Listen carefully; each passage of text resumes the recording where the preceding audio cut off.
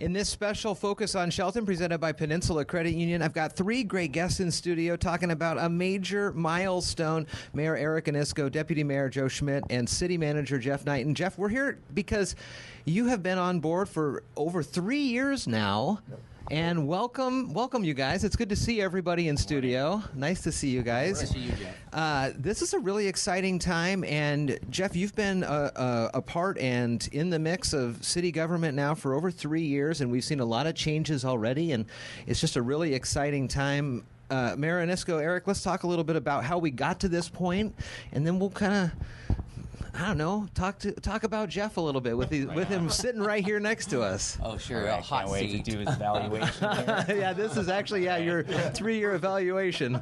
Well, when we took over as a council, we did not have a city manager. We had several interim city managers until it took us to find Jeff. And I would say we had 4 or 5 interims. And Jeff came along and was a perfect fit, and we hired him. And he's done a great job. He has hired great staff, and he's truly a great person. We have no surprises from Jeff. Jeff calls us, so we don't hear things on Facebook or get phone calls. He says, "Hey, this is coming," just so you know, and so we really appreciate that. He doesn't have to do that.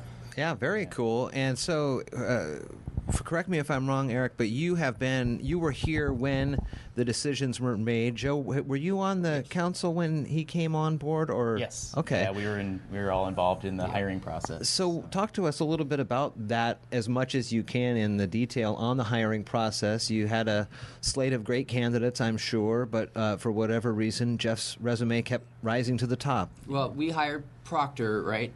Was it Proctor? That go out, the headhunters that go out and look for candidates, and then they bring us back a large list of candidates, and then we shrink it down a little bit, and then shrink it down to, I believe, 3, and then we interview all 3 of them individually.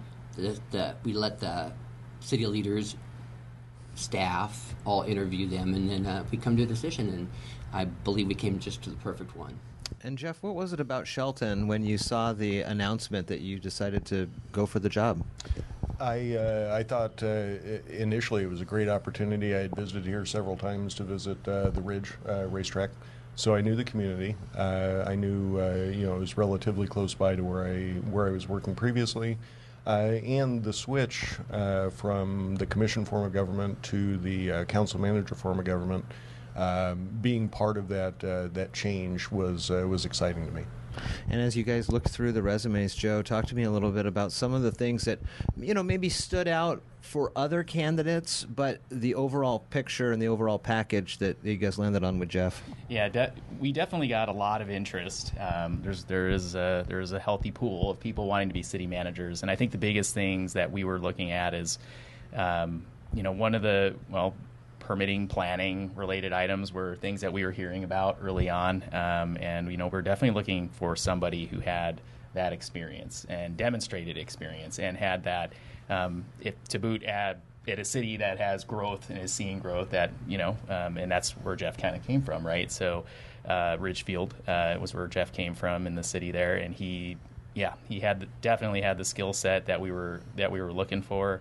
And then the other piece of this, and I would say that, so far the city manager role and the council role, we're still, figuring all of that out, and it's interesting. It's ever evolving.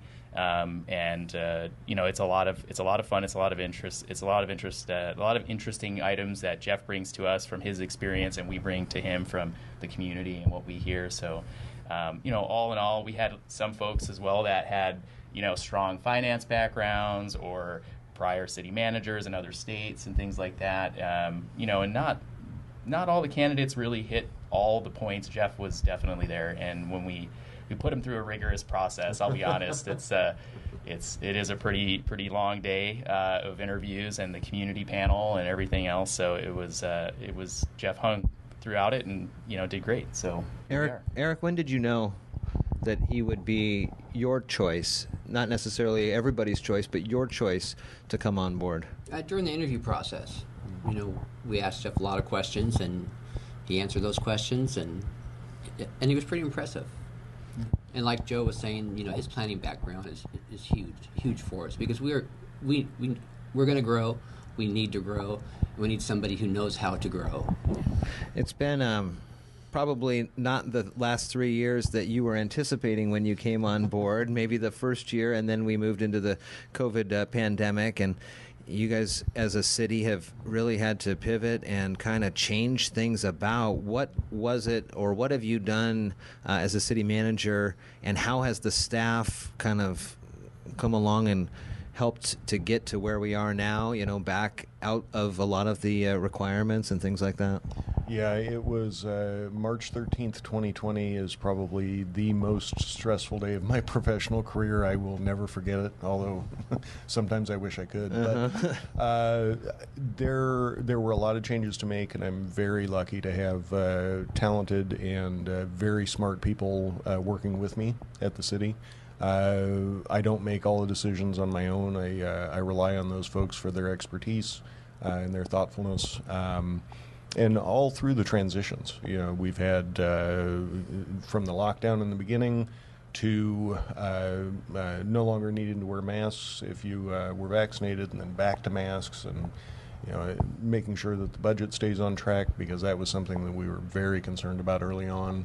But just thankful for the talented people that I work with, and their hard work has really paid off, I think, for the city and for the community as a whole. Eric spoke a little bit about the communication that you all have with each other. Joe, tell me a little bit more about this, and ways that you've been able to work together, and some good examples of getting the information not only to you as the council, but then out to the community. Yeah, good question. So Eric and I know the other council members as well. We talk to Jeff almost every day, it seems like, whether he likes it or not. But, if we get a complaint or a question from a citizen that we don't necessarily have the detailed answer that they're maybe looking for, we throw it to Jeff and ask him for his input, and how best to respond, and then how best to put this into a solution that's going to be long-lasting, right? We want to get away from kicking the can down the road or putting Band-Aids on things. We want to start fixing problems, and communication back out to the public after that. Jeff's a professional, and have never had any interactions or heard of any interactions where there was any challenging discourse there. We hear great things from our larger employers in the community about the relationships that we have now, and we've definitely made some strides in our relationship with the community. And I think having 7 council members is also helpful in that. So we're all kind of dividing and conquering and funneling information to Jeff so he can get that to his leadership team. And we've got bumps in the road. It's never perfect. I think we all realize that, but far and away, I think we are in a much better place than we were 3.5 years ago. So, and let's go back 3.5 years to kind of today. As you see a lot of the crews out working on the Western Gateway project. But let's go backwards from there. And like you said, city business had to continue through the pandemic. Mayor, let's start with you with just some of the things that you, as the council, plus Jeff as the manager, have been able to work through and accomplish, especially in these last 2 years where it's been, difficult. Well, definitely with our budget, we saw COVID coming, and Jeff said, well, we need to back off, canceled some projects, stop discretionary spending so we didn't get in trouble, because we anticipated a 30% drop in sales tax, which did not happen. There we go. Nice. Did not happen. So that's where we are now. We're actually in a fairly good financial situation. When we first inherited the city, 7 of us, the beginning 7 of us, we were $4.7 million in debt. Before Jeff, some interim managers started getting a handle on that, and Vicky Look, and Jeff came along and said, we're going to fix this, and we did, and we've had a balanced budget the last 3 years. A lot of the times that, when those difficult decisions are being made, a lot of it is out of your guys' control. I mean, you didn't bring the pandemic upon us, right? But you have to react to it, and the city and the city residents, can sometimes, I guess, take exception to some of the decisions made. And one thing I've known about the city of Shelton and the residents here is that they're very passionate about the city, and at times they are very vocal about what is going on and decisions are being made. How did you go about to explain to them that, listen, we have to do this? It's not just here; it's across the country, across the world. So I think that's one of the things. That's a fantastic point. People really care about the city. They enjoy the place where they live, and they want to participate. And we encourage that. I love to talk to people. And one of the things that I've found is that lately, somewhere in the last 5 years or so, 5 or 6 years, if you disagree, you're automatically an enemy. And I don't think that's the way to conduct business. I don't think that's the way forward. I am more than happy to disagree with somebody, and we're still friends. We're still able to have conversations. It's just disagreement on one choice or maybe multiple choices, and that's fine. There are multiple ways to get things done. How do you go about and kind of get a consensus building, especially in this time that you're talking about, where you're right, either whatever you call it, cancel culture, or hey, you're not in my camp, and so I'm not even going to look at you. How do you go about building consensus like that? I think it's mutual respect. I know that I'm not always right. I know that I don't always have the right answers, so I'm more than happy to listen to other folks and find out. And I think it comes down to really one word, is listening, and being able and willing to take the time to listen to somebody, even if you disagree, and especially if you disagree. I think that's part of it. That builds trust in not only myself, because we're here doing this interview talking about me, and it's not my favorite thing, but it's more about building trust in the city organization. We're not monolithic. We are people. We're individuals, all pulling together to do the work of the citizens. Eric, you have been around these parts for a while now and seen how the council or the commission changed to the council from the 3 to the 7, and adding in Jeff here now. Talk to me about what your thoughts on that major change was to the city, and how it's encouraged perhaps more communication throughout the city, and then Joe will get you into on that, because you kind of came in after it's all been said and done. Well, in the beginning, I was nervous about going from the 3-person to 7 because 3 people couldn't get along. Sure. And so I'm going, my gosh, if 3 can't get along, how can 7 get along? But I was wrong. We get along pretty good, and we disagree on how to get there. We all have the right reasons, or not the right reasons. We all have the right goals, but we have different ways of getting there. Joe and I have different ways of getting to certain decisions. But I think that the 7-person council is working. I think it works well. I talk to Joe now on maybe 2 or 3 times a week, where and he'll pitch me idea. I'll pitch him an idea. He'll go, well, I never thought of that, and I say, well, I never thought of that. Yeah. So maybe we can get there. And that's part of the benefit of having, more than 3 people, where, the city rules or state rules about quorums and things like that, so you can actually have these kind of conversations. Yeah, absolutely. Yeah, we definitely have the smaller groups get together, and we talk about things and issues from our networks. We hear things from the community, and we get together and we discuss it. And we definitely have some areas where we could be doing a little bit better. But again, we're learning. We're still getting used to each other and how our experiences definitely. For sure, the 7-person council, I think, is a great solution. It definitely brings a marketplace of ideas, and business owners, those engaged in other activities on the council.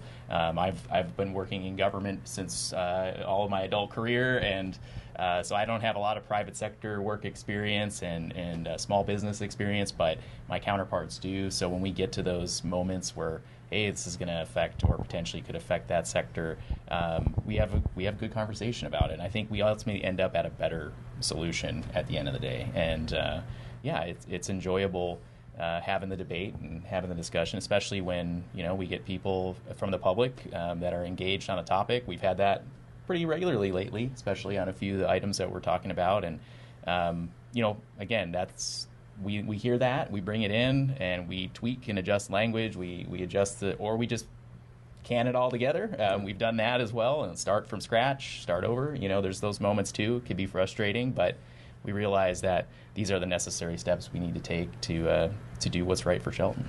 Well, let's game out the next 3 years, 6 years, 9 years or so. Jeff, your position there, the two on the ends here, may or may not retain based on the voter preference down the road. But Jeff, you're able to kind of be there and work within the different councils that come and go. So let's talk about what you see for Shelton in 3 years and 6 years.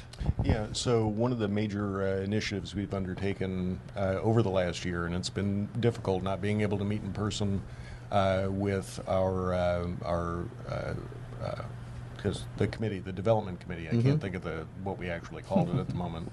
I'm blanking on that, but making sure that the development code is easy to read, easy to apply. It's not intimidating to people because reading all that dense language, they can make your eyes cross and you don't know what's expected of you. Trying to get that to a point where anybody can read it and know what's expected makes it easy to invest in Shelton. Being open and friendly to the people that we talk to on the phone or over Zoom, which we've all gotten used to, or in person. And providing a welcoming environment for folks. I think investment in the city is coming. There's no doubt about it, and we need to make sure that the processes are in place for those people that want to invest here. It's simple, smooth, and easy to do business. We're good partners to work with. Is the reputation that I want for our organization. Yeah, yes, we're going from like 900-page or 900-word ordinances down to half of that. Oh, nice. So yeah. That's hard to figure stuff out when you got to read 900 words. Yep. This very special Focus on Shelton presented by Peninsula Credit Union with Mayor Eric Onisko, Deputy Mayor Joe Schmit, and City Manager Jeff Niten, kind of recapping and looking back at the last 3.5 years or so, and having time to talk with all three of you guys together and individually. The passion is there for the city. It's obvious, and it's in good stead now with the other 5 council members, and just excited to see what the future holds. Thank you, guys. Thank you. Thank you.